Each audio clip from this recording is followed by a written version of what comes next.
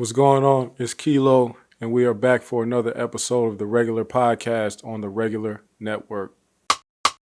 It's real.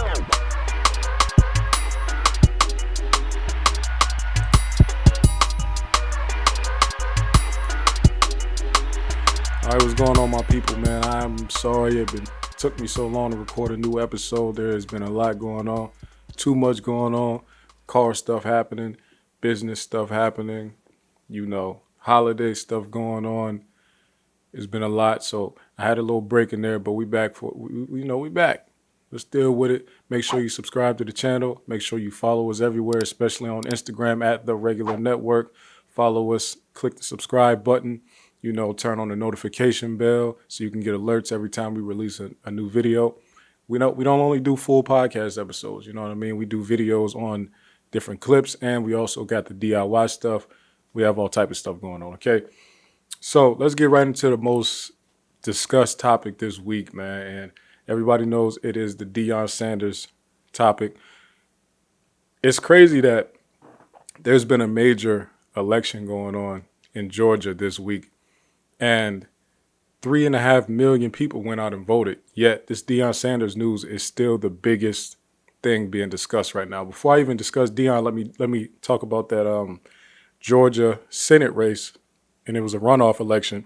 For people who don't live in states where they do runoffs, a runoff is pretty much meaning that when an election happens during a general election, if one candidate doesn't receive over 50% of the votes, they are not considered a winner. They have to go into a runoff election. There has to be a majority vote or over 50%. The reason you wouldn't have over 50% is because sometimes you have 3 or more candidates running, right? In this instance, for the senator race, the Georgia senator race, there were 3 people in the general election, a Republican, a Democrat, and an independent. That independent got around 2 votes. So Raphael Warnock and Herschel Walker finished both with around 49%, right? So they had to go into a runoff. The runoff election happened this Tuesday on December 6th, and Raphael Warnock, the Democratic candidate, actually won the election over Herschel Walker. He had around 1.8 million votes. Herschel Walker got around 1.7 million votes. So it was still close enough, but Raphael Warnock won by enough to actually get that seat. So congrats to him. It is what it is. You can't knock it, man. They both ran races. They both had some ridiculous campaign commercials, but they both ran. They played by the rules, did what they had to do. Herschel Walker, it came out that he doesn't even live in Georgia. Okay, so, there's a lot of weird stuff going on, but he lost, so it really doesn't matter anymore. Raphael Warnock is getting in there, so we'll see what he does. Now, that story was major. It's a major election. It gave Democrats control of the Senate, yet it was still, Deion still dominated the news cycle. Deion Sanders, so much so, CNN had people come on to their network, their platform, to discuss Deion moving. Okay, so what happened was Deion Sanders, coach of Jackson State University and HBCU in the SWAC conference, decided that he would leave Jackson State and take another coaching job at Colorado, University of Colorado, the Buffaloes, in the Pac-12, right? Currently, terrible football team. They haven't been good for a long time. Last season, they were 1-11. So they were flat out trash. And they hired who I think would be the right man to come turn that program around, not only because he knows football, he knows football better than most people. He played at the highest level, and he was one of the best ever at the highest level. Not only is he one of the best players, but he also has proven that he can turn programs around. He can also take players who might have been overlooked by other people and make them stand out, or if not make them stand out, he can define synergy and synergism with, that sounds crazy, but he can define synergy with people. So I can take some pieces, and they might not have been the best players individually, but when I coach them up and lead them and put them together, collectively, the total is greater than each individual part's power. He made that happen. Now he's about to try to do it at Colorado. Now, the reason that there's so much conversation around Deion is, because people feel like he sold out. He went back on his word. He didn't keep his word as a man. He got everybody's hopes up, saying that he was going to bring order and bring some real life back into HBCUs, and he was going to change the whole system and change the world and make the world a better place for black people at HBCUs. Okay. He also said that he wanted to help make a substantial pipeline for HBCU students and players going to the NFL. Right. So he was there for 3 years. The last 2 seasons, he won the SWAC championship. So this year he won the SWAC. So 2022, they won the SWAC championship. 2021, they won the SWAC championship. In 2021, they lost the Celebration Bowl, which the Celebration Bowl is like the Super Bowl of HBCU football, right? Celebration Bowl is played in Atlanta. It is 2 major HBCU conferences going against each other. So it's the MEAC and the SWAC. They play against each other, and they take the crown of all HBCUs, right? Last year they lost to, I saw it earlier, South Carolina State University. They lost to South Carolina State University. This year they were like head and shoulders above, better than everybody else in that whole, in the HBCU world and probably in the FCS period. But they are set to play, I forget who they're supposed to play this year. North Carolina Central University, I think. They probably would have won, but Deion decided after the SWAC championship to declare his leaving to Colorado. And so a bunch of his players, a bunch of the Jackson State players have just jumped in the transfer portal. They said they're out, they're leaving. Not only the ones that he's taken with him to Colorado, but people are just leaving, period. So I don't even know how many people are going to be on the team still when they play in Atlanta this Saturday. So, or I think it's this Saturday. I think they play this week, right? So that's like kind of crazy that he took it, and maybe he wanted to get out of there before the Celebration Bowl. Who knows? I do know that people should know when you win a conference in the HBCU, right? You not just an HBCU, but when you win the SWAC or you win the MEAC and you go to the Celebration Bowl, there's a payout for that. So both teams get the same amount of money. Both teams get $1 million to play in that game. It's a $2 million payout. Not both teams, don't, sorry. Both conferences get paid $1 million for their teams being in that game. And then the school probably get their good chunk off of that. But, so that means 2 years in a row, Deion has put Jackson State in a position to get a large chunk of money from just being in that game alone. You don't have to win the game. You just have to be in the game because it has sponsors, Cricket Wireless, and somebody else. I forgot who it is. But so in 3 years, Deion turned the program from, a losing program for many years in a row to a dominant program in the HBCU circuit. He got top recruits, took them away from other large major schools, and he pretty much felt like he did all he could do and he left. Who knows why he actually left? He said God told him to leave or to go to Colorado, right? Now, this is my problem, right? This is my problem with the situation with people, dogging him like they are dogging him. I don't mind people holding somebody accountable for lying, right? If you feel like Deion Sanders lied, say he lied. If that's what you feel. I don't feel like that. If you feel like Deion lied, he was doing this and he never really wanted to save HBCUs, he never wanted to help HBCUs, say that. But people are like just going all around the world making these arguments instead of just saying that you think he lied. You're using all these different colorful terms instead of just saying that. Now, me personally, what I think that once he got into the system, because y'all know Deion didn't go to an HBCU, right? Y'all know he went to the NFL from Florida State University, a Power 5 PWI school. Y'all know that, right? Seems to me like some of y'all don't know that. So Deion doesn't know the intricacies of the HBCU system. He had a good idea, and he thought he could just execute it easily because he thinks, I'm Deion, I went to Florida State. How hard could it be to go turn the school around and make everything better again? Because that's what a lot of people think. They think everything's just going to be easy. I'll just go do whatever I want, and I'm a superstar, so it should work, right? So Deion went and took on the task of going to an HBCU thinking that he could save everybody, right?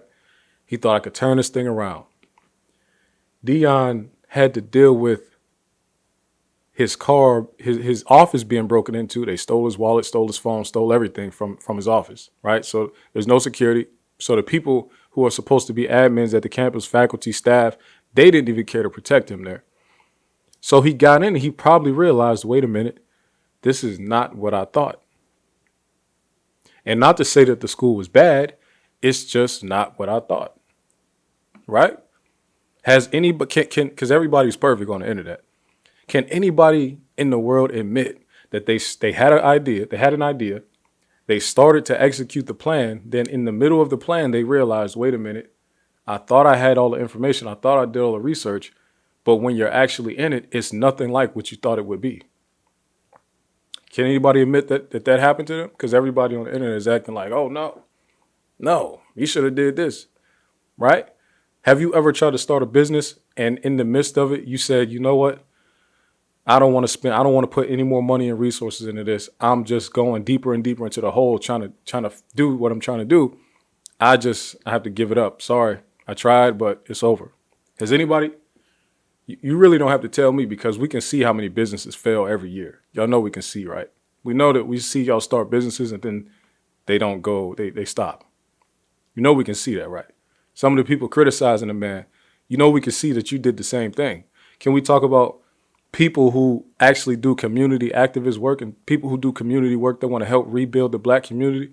Can we talk about some of the ones who had some amazing ideas? They started to work on them, those ideas. And when it got out in the field, they realized, wait a minute, the thing that I thought was the problem is not the problem at all. I have to shut down my operation because I'm not going to be able to overcome the actual problems of this system that I thought I can come in here and fix. Can anybody admit that happened to them? I know everybody's perfect on the internet. I know none of y'all have never failed at anything when it comes to helping black people out. Okay? Because that's what happened. He had an idea. He thought he could do it. He failed and he realized I'm not going to keep on throwing all this energy into this and I can't overcome the thing that's actually holding HBCUs back. See, the problem that people don't want to discuss is a person like Deion coming in and working with HBCUs is not the thing holding them back, which also means that a person like Deion coming into HBCUs will also not change the problems that HBCUs have, right? This is something that I need everybody to realize and know. I'll give y'all an example of something that me personally. So we got with a group, me and 30-something black men, we came together. We got with a group and we created a group and we said, you know what? We want to start this cryptocurrency project on the blockchain. We had a master plan, master idea. You know, we said we can use this cryptocurrency to raise capital to then put it back into our community through essentially community work or charity work, right? We give out school supplies, scholarships, do community events, bring the community together. We'll do financial literacy training. We'll do holiday give backs, all of it. We have this grand idea, right? But then when we actually got into it, we realized, wait, cryptocurrency is not what we thought it was. See, a lot of us know about cryptocurrency investing from the aspect of in being an investor, just putting your money into it, letting it grow, letting this thing grow that already has an established infrastructure, right? We put our money into things that have an established infrastructure and we think we understand how they operate. That's where we went wrong, right? So although we had a good plan, although we thought we did all the research, when we actually got into it, we realized this is not what we thought it was, right? So what happened is we're going along and if I could tell y'all how many roadblocks and bumps in the road that we dealt with in 18 months of trying to run a cryptocurrency project, your mind would be blown. I imagine Deion Sanders as a person that went to Florida State, massive school, then went and played Falcons, 49ers, Cowboys. He did it at the biggest level at some of the biggest franchises in the world. I can imagine a person that goes through that type of system does not realize the actual problems that an HBCU has on a structural level, right? They don't even have security that can stop people from going into his locker. His car also got broken into while he was at a game, right? Or while it was in a parking lot. So I'm saying that to say it doesn't mean that he lied to people to use black people as a stepping stone. It means that he failed the mission. He failed the mission that he set out for himself. Yes, he's the one that put that burden on his own back. He thought he could do it. Just like we with our cryptocurrency thought we were about to save black people too. Guess what? The infrastructure looks different when you get inside the building. Everything looks fixable from down. When you're down the street looking at something, it looks like you can fix it. It's like, oh, okay, I could do that.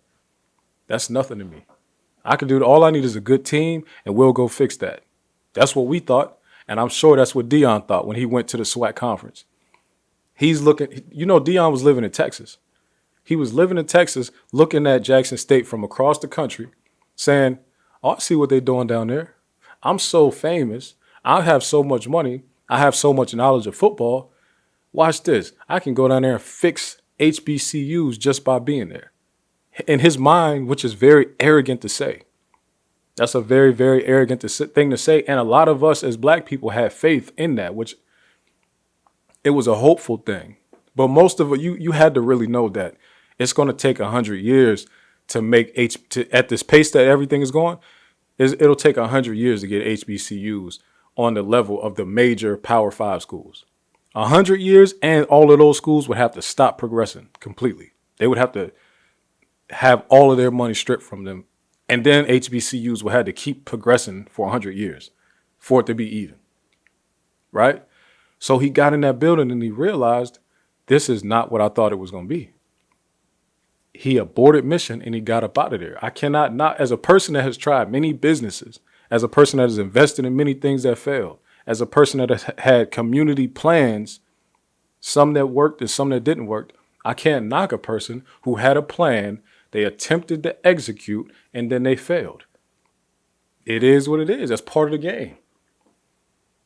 Everybody who actually works with people knows that that's part of the game. So the fact that people are on his head like this for failing is so crazy. And this is what I said a month ago, where I said, look how we attack black people who go to other places, predominantly white spaces like Colorado, and try to do something there. We attack them. And then we wonder why once we attack them, they don't end up coming back. I just talked about this a couple weeks ago, man. It's like clockwork. We do it to everybody. I don't even understand why we feel like, come on. I really don't get it. I want y'all to really think about that, man. When you go out here, you see a black person trying to do something, right? Let's just say, he went back on his word. He failed to complete the mission and he aborted the mission. What he did in those 3 years that he was there is tremendous for Jackson State. Did y'all realize that Deion was giving up half of his salary to give it to the school that was supposed to be paying him? He giving up half his salary to make other people's lives different. And this is the person that y'all are attacking like this. Y'all realize that Deion was taking, even before he was cutting his salary in half, his contract was on, and I'm saying only relatively because he's Deion Sanders. It was only $300,000 a year. That's not market value for Deion Sanders as a head coach. He accepted a generous discount to go help an HBCU out. And he didn't just help Jackson State. He helped all the eyeballs were on pretty much all the HBCU's football at this point for 3 years, right? Especially the game when people were playing against Jackson State. All eyes were on them. Stadiums packed, set records. They brought college game day to an HBCU game. Not just HBCU. Do y'all realize that college game day, they only go to the biggest colleges in the country, the biggest football programs in the country. They do once a week. That means they have 12 to 13 opportunities to do college game day in a season. The Big Ten alone has what? 16 teams that all probably have 70,000 more students than Jackson State does. All of them do. Alone, just that one conference alone. Deion being in Jackson State made College Game Day come to Jackson, Mississippi to shoot that episode in the same state where Ole Miss exists and Mississippi State, two big schools. They came to Jackson State. And guess what he did? He shared the love with the team they were playing that week. They made it a massive celebration. They asked all of their fans to come out, and all of Jackson State students and fans and everything came out, and they made it a big, big, big deal. That's Deion did that, right? The HBCU Go platform that shows HBCU football, they have a CBS deal now, TV deal. Before Deion got there, that wasn't happening. So it looks to me like he went there, brought his celebrity there just long enough for them to get something, just so he can go do what he was actually going to do. He probably never was going to go to an HBCU to coach anyway. He probably did it just as I want to help them out real quick, and let me see how much I can build the system up before I leave. And then he was going to leave anyway. Nobody ever thought he would stand there forever. I just don't like it, man. I just said this. I just posted a reel on Instagram today. We cannot cancel each other. This is ridiculous, man. You can critique if you think, let's just say, all right, okay, laugh at him because he failed at the mission. That's on you. I would never do that because people fail at things all the time when trying to help black people out. It's part of the game. At least he was trying to help black people out. Sitting on Twitter, guarantee is not helping black people out. Yeah, we do it because it's fun, entertaining, but it's not helping black people. Writing articles about black people failing is not helping black people out. Promise. All right, let me move on, man, because this week has been littered with Deion conversations, but I just had to say that, man. Now, let me take a drink. A white man has gone viral this last 2 weeks or sometime recently talking about how, hey, guys, how come black women aren't feminine? All the black women I've been around, none of them are feminine. I don't understand it. This is ridiculous to me. I'll keep this brief. This is ridiculous to me. And the amount of people agreeing with it, it's just like, it seems to me like a lot of people feel like they are making the most sense when they agree with any negative stereotype about black people. They're like, yeah, y'all, all we do is steal from each other. Yeah, that's smart. Yeah, y'all, all we do is act mean to each other. Yeah, that's smart. Yeah, all of us are lazy and all we want to do is get a handout. Yeah. People really like, we feel like, oh no, I'm different because I say stuff like that. You're not different. You just agree with a bunch of people that don't like you. You're not really different just because you're different from black people, because you're just like a bunch of other people. You're not unique at all. The reason that it's stupid to say black women aren't feminine or black women are masculine is because, first of all, it's race-based, racist, because in America, the standard of femininity is based on white women. And in a lot of people's minds, when they think American woman, they think of a white woman. Something y'all have to come to terms with is that black people have been here, and it's some people's guesses and things before white people got here. But for me, when I talk about being a descendant of enslaved Americans, we have been here just as long as or longer than most of the white people that are in this country, right? So y'all have to stop basing some of these standards on white women only, even though they are the majority of women. Here's why: because what we call femininity in any culture is based on that culture's idea of their women. So in America, when they say something is feminine, it's really judging it based on how it's compared to white women. So the more your femininity resembles a white woman's femininity, it's considered feminine. The higher you go is like, oh, she's super feminine. The further you get from white women's femininity, it's like you're not feminine at all. Okay. Every group has their own standards. If you go to China, what they consider feminine is not the same thing as if you go to Ghana. The Ghana's femininity is not the same as if you go to Brazil.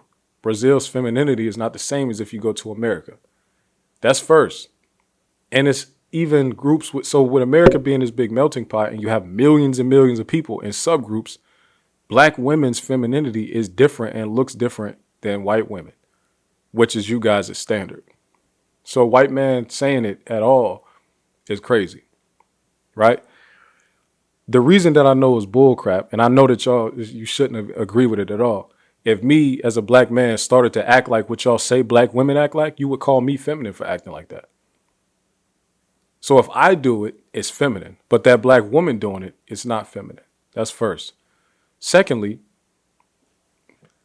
black men have never, this is a new internet thing where black men have never said that black women are masculine. That's never been a thing. That's new. Not that it's never been a thing, but that's a newer thing. That's an internet thing. That's the like when y'all clown dudes who got podcasts and stuff like that. That's the type of stuff these dudes in the manosphere say, because your woman challenged something you said, so now she's not feminine. Bro, black femininity looks the way it looks. Let's be real, because black men are the only people on the planet. I'll say American because I can't speak for nobody else. Black American men are the only ones that since we became what we are now, us and our women have pretty much been equal. We've been equal with our women. Both of us have been having to work since we got out of slavery. We all was in the fields together. Then when that stopped, whatever black people were doing in America at any given time, both of us were working. We both had to pay the bills. We both had to take care of crap around the house. We both had to do yard work. We both had to do housework. That's black American life for the duration of the time we've been here. So our standard of femininity is different than everybody else's. So the fact that some of y'all new dudes on the internet, and some of y'all probably not even from here for real, so who knows? Some of y'all new dudes on the internet are looking at black women and being like, why are you speaking back to a man, or why don't you just let that's never been our relationship in this country ever, at all. At no point. So why do y'all think it's supposed to start now when they making the same money that we make or more? Why would they just sit there, shut up, and look? That's not black femininity, okay? Whatever really femininity means anything a woman is doing. Everything they do is feminine. That's by definition, okay? So I need y'all to stop doing that. Stop saying that. It's dumb. Black feminine. If a black woman stands next to a black man, a real black man, nobody would ever look at her and say that she's feminine. I mean, not feminine. She looks super feminine. There ain't never, unless she's a stud or something like, stud. I'm saying stud. I don't know what, a lot of them call themselves studs. So a masculine presenting lesbian, right? They are purposely portraying masculinity or the stereotype of masculinity.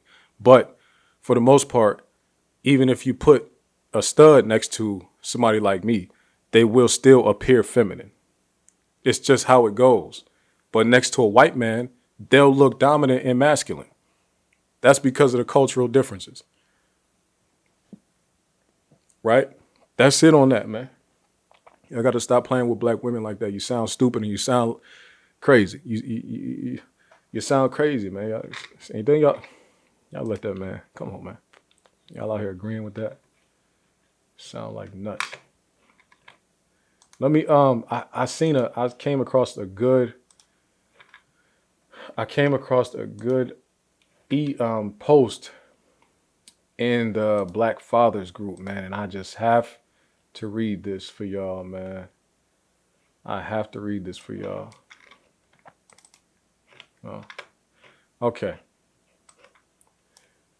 I have to read this for y'all. So it says, found out a year ago, I potentially had a 15-year-old daughter. I found this out from her mother, high school ex, whom I've been friends with for almost 20 years. The mother says she's always known I was the father. The mother let me bond with the 15-year-old for a couple months as if I was her father. The 15-year-old was receptive of this and knew I was potentially her father because her mother allowed me to tell her. She willingly spent time with me, accompanied me for her little brother's football games, and etc. Once I demanded a DNA test before this went too far, the mother refused and blocked me. Blocked my number, blocked me on social media, everything. I took it to court to make her comply with the DNA test, and it's been confirmed I am the father. The mother has turned my daughter against me in the most ruthless way because I took it to court and because I told the other guy that thought was the father that I'm the real father because she refused to tell him. I haven't seen or spoken to my daughter in over a year. DNA results were confirmed August 2022. I texted my daughter last week from a third-party app that I wasn't blocked on for her birthday. She replied back angrily telling me don't harass her, leave her alone, she hopes I die. Then blocked me. Hurt me to the core. I've decided to let go and let God and deal with this. Let God deal with this and wait till my daughter matures and decides to reach, I think he said, her own conclusions. Give me a second here. And what do you say? Reach out to me on her own to build a relationship. Fellas, what do y'all suggest? And what will you do? Which, pretty much mean what would you do? Now, y'all heard everything I said, right? I hope you were able to follow along with that. Pretty much, high school ex, he got her pregnant, didn't know he got her pregnant, found out 15 years later that he had a kid. Right? Then the mom cut him off because he wanted a DNA test. This is my thing here, right? And I commented on the post, and some people are disagreeing with me, and I'm like, I'm confused. My take on it is, bro, why were you hell bent on telling that other man that he wasn't the dad? Now, people are on the comments like, bro, why wouldn't he tell him? He's supposed to tell us. The reason that you wouldn't tell him is because the woman acted hostile when you first mentioned it. So if she was hostile to that, that must mean there's a reason that she doesn't want that exploded. She doesn't want that known, found out, right? You've been around for a couple months. You haven't been around at all for 15 years. Your best bet, if you want to be in your kid's life, is to not try to blow their life up too much, but do whatever you can to be around your kid, right? That's me. That's what I think. I don't care what somebody, just because that other man thought that he was her dad, that has nothing to do with me. I don't care. The mom put in the effort to let you be around your daughter, to let you see your daughter, spend time with her, do all of this type of stuff, and then you want to blow the situation up by telling that other man. It's almost like you wanted to ruin the it's like you self-sabotage. So crazy. It's like you wanted destruction to happen. To me, that's how I see it, because I don't understand how. Here's the alternative here, right? This is what you could be around your kid, spend time with your kid, but there's another man who thinks he's your kid's father. He's your kid's dad, right? Or you can let that man know the truth and then never see your daughter again. To me, that's not even close. I'm going to go with the option that still allows me to spend time with my kid that I haven't been around for 15 years. I don't care what that other man knows. I've been in the dark for 15 years. He didn't hit me up and tell me, yo, this daughter don't look like mine. She kind of look like you. He didn't hit me up and feel like I needed to know that. So why in the world do you feel like it's your duty to tell that man who his kid is and who his kid ain't? I don't care what that man think. As long as I get to finally be around a kid that I haven't been around for 15 years. Now your daughter's telling you she hope you die and she blocking you on stuff. You got to hit her up on WhatsApp and all this other crazy stuff. Come on, man. That trade-off that's not an equal trade-off. It's like, oh, okay, now I'll never get to see my daughter again, but at least I told that man he wasn't the dad. It's like really pride gets in a lot of our way, man. To me, I can't even call it a pride thing. Yeah, it's a pride thing. The pride thing is I don't want any other man thinking he's the father of my daughter. I don't want no man feeling like he's the dad. I'm the only dad she got. Like, he was her dad for 15 years. Even she was going to call that man dad anyway. No matter what's going on, she was going to call that man dad. She could have spent the rest of her life with you. She was going to always look at that man like he was her dad anyway. So why do you care if he knows that he's the dad or not? Now, guess what you did? You done blew that woman's life up because she been telling this man he was the dad for 15 years. How you think he acted to her when you found him, looked him up or whatever, and told him that? How you think he started acting to her? And I'm not saying you got to be sympathetic to her. I'm saying you messed your own situation up by doing that. By blowing her life up, you blew your own life up. And you didn't really, because you weren't being a dad anyway to this kid. So really, your life is back to the way it was anyway. Which maybe I don't know. Maybe that's what you wanted. I'm not sure. But the whole pride thing of I can't let nobody think this is crazy for when you haven't even been around. It'd be different if you was around her whole life and somebody was calling somebody else dad or something like that. You just got around a couple months ago. Come on, man. Like I want the mindset to change to put self first. Don't put old ideas first. Put self first. Think about how is this going to impact me and everything I'm doing. That man thinking he was that girl's dad, that wasn't going to impact you at all except for your ego. That's the only thing it was going to change or impact. This girl's telling you she hope you die and that she don't ever want to speak to you again and blocking you and everything. That's going to affect everybody. You telling that man that he's not the dad and that woman acting the way she acted about that, now everybody, nuclear bomb set off between the family. Now you don't get to take her around your family, show her off. Now you just know in your heart that you got a kid that you're not taking care of. So now, before it was like you didn't know, so it was whatever. Now you know about it. It's deadbeat dad territory. You understand what I'm saying? Like this, it's a sticky situation, but you have to assess that. This is my thing. If you a dad that hasn't been around, don't come back in the picture trying to change rules and don't try to change nothing about their life, except whatever they're willing to give you at first until you are in good enough. And if it's been 15 years, bro, you really probably will never be in that good. It's going to take a long time for you to get in that good. You understand? This is not something that you can force. If you haven't been around, do not come into people's lives trying to blow the whole thing up to accommodate your personal feelings. You haven't been there.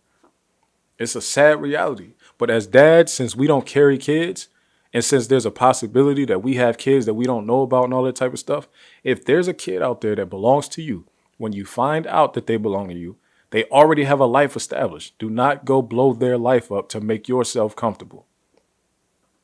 That's my take. That's my take to you, my G. And I said this in the on the thread, so it's not, But man, I feel bad for him because it's like he couldn't have been thinking. You know what I'm saying? He couldn't have been thinking straight. Man, that's tough. I hate to see a dad not be able to have access to his kids, but like, damn. Jeez Louise, buddy. So let me move right on. Hard left. Zillow just put a report out that says these are the 10 best metropolitan areas for first-time home buyers in 2023. Let me just read the list and then I'll go back and look at some of them. First of all, 3 of them in the top 5 are in Ohio, my home state. Pretty much 8 out of 10 are in the Midwest. Let's look at the list. Number 1 place is Wichita, Kansas. Number 2, Toledo, Ohio. Number 3, Syracuse, New York. Number 4, Akron, Ohio. Number 5, Cleveland, Ohio. Number 6, Tulsa, Oklahoma. Number 7, Detroit, Michigan. Number 8, Pittsburgh. Number 9, Missouri, St. Louis. Pittsburgh, PA. Number 9, St. Louis, Missouri. Number 10, Little Rock, Arkansas. So let's go back to see what they're saying, how they came up with this list.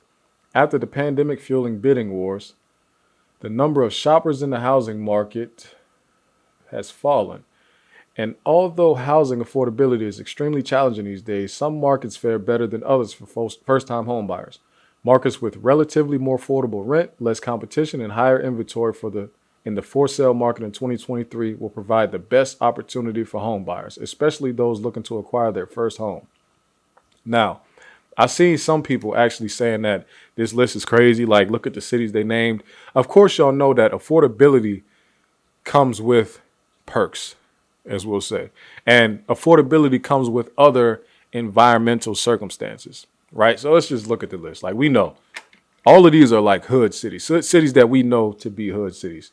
I'm not familiar with Wichita like that, but Toledo, Akron, Cleveland, Detroit, Pittsburgh, St. Louis, Little Rock, like these some of the most high crime cities in the country, right? But home ownership in high crime areas is still home ownership, right? Guess what? Guess that's how gentrification works. You know what they do? They go to areas that have high crime. They buy up the houses. and then they wait for them to get some equity, and then they make a lot of money. Not saying that you should gentrify. I'm just telling you that these areas are the areas that get targeted by big investment, and we can't shun these areas and then be mad when other people don't shun them and come move into them. Okay, let's look at it. Why is Wichita on the list here? Typical rent payment as a percentage of income, so only 27%. Well, let me look at some more. Dang. Okay, I'm not about to read all this. I want y'all to go check this out. Zillow put this list together. It's a good list. The reason I'm not reading some of these stats is because pretty much everything on this list will need an explanation, and I don't feel like doing that. But I did think it would. I mean, to me, it makes sense that there's 3 Ohio cities in the top 5. If you know anything about Ohio, Ohio has some hoods, and they have a lot of real estate, a lot of houses, a lot of nice houses actually, and they are affordable, especially in places like Akron, Cleveland, Youngstown. I wouldn't say Columbus is not super, but Dayton, you know, Canton. It's places that are extremely affordable. That some of the areas could be a little bit rough around the edges, but especially if you're like a work from home person, so you can make like New York City money and live in Ohio, like you would live like a king, honestly. I remember growing up, like the people that lived like kings were GM workers, like factory GM people, like not lawyers, doctors. I mean, they live good too, but the kings that we all know was like GM. If you worked at GM, you was a king. Okay, that's how Ohio was, right? So it's a cheap place to live, and there's nice houses.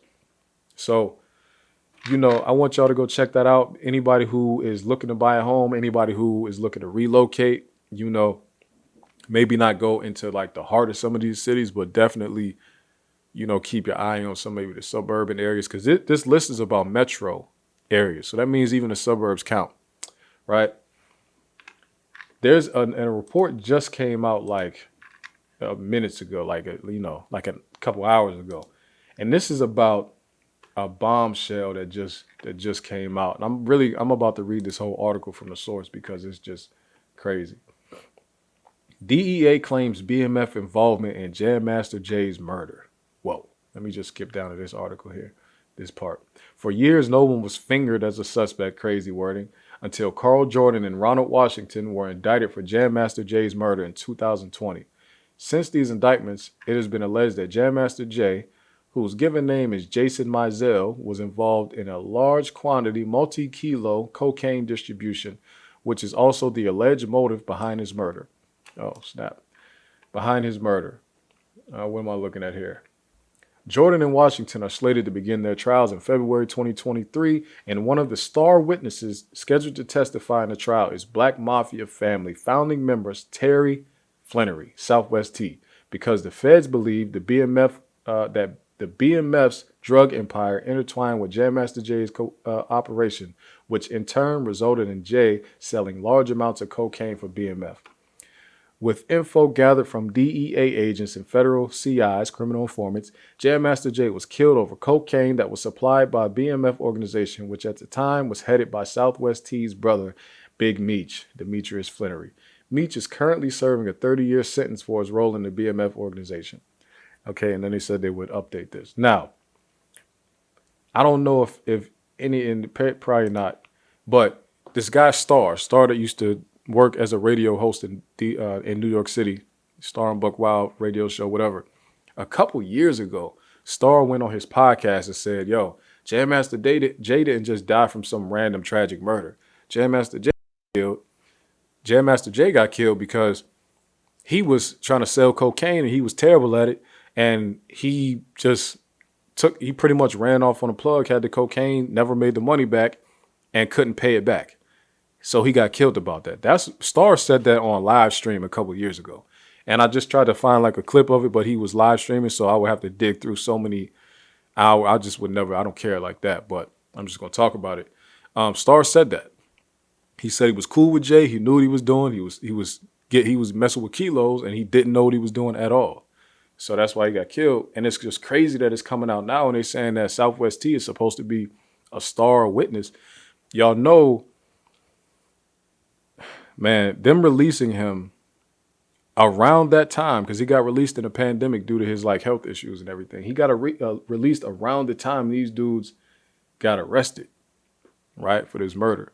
So for him to be a star witness, I'm trying to understand what he could be saying. Southwest T ran his operation out of Cali. Even though they were national, they was putting coke everywhere. Like he ran his joint out of California. Big Meech ran his out of Atlanta. So even though they were national, of course. So I'm trying to figure out how could he be a star witness in a New York murder? They supplied cocaine to the whole country. So why would the top level distributors know anything about this random murder? Like I'm a little bit. It's fishy. It is fishy. I don't even know what to say. I just wanted to report that because it's fishy right now. You know, Ti just came out and volunteered the fact that he snitched on his cousin, his dead cousin before. This is all strange. There's a lot of strange activity going on right now. And I'm not saying that Southwest T is snitching. I just don't know what he could possibly have to offer, especially being pegged as the star witness in this murder. It's all strange to me, but I'm gonna let y'all figure that out and we can watch it closely together and we'll come back and report on it later. But that just came out today. So yeah, I'm gonna let y'all leave like that. Peace out. Make sure you subscribe to the channel. Again, follow us on Instagram, follow us on Reddit at the regular topics or / the regular topics subreddit. And let's get to it, man. Peace out.